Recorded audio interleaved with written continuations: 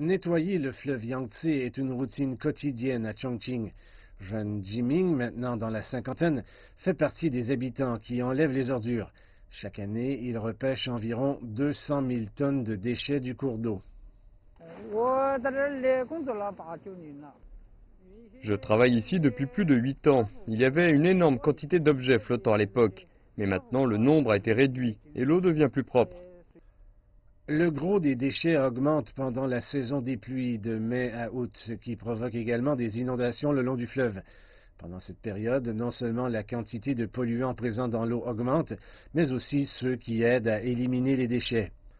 En 2003, les autorités locales ont lancé les opérations de la station d'épuration de Jiaguangxi afin de réduire la pollution.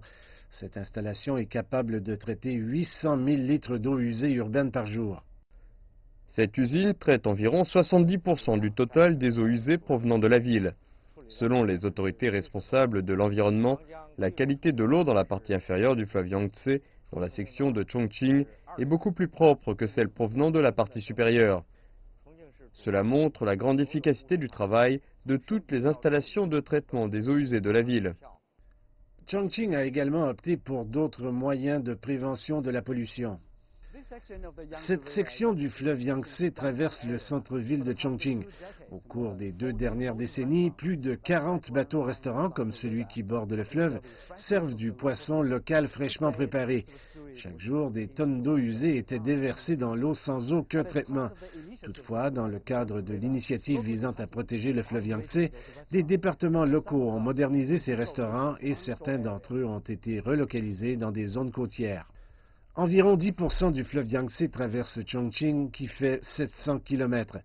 Pour restaurer la qualité de son eau, les autorités locales ont relocalisé les usines fortement polluantes le long du fleuve et ont rejeté des projets ayant des effets néfastes sur l'environnement.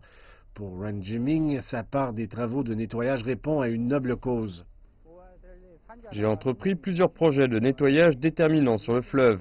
J'aime ce travail, je reste donc au travail. C'est fatigant à certains moments, mais je pense que cela vaut la peine de rendre le fleuve-mer plus propre. Le fleuve Yangtze est confronté à de graves problèmes environnementaux après des décennies d'exploitation.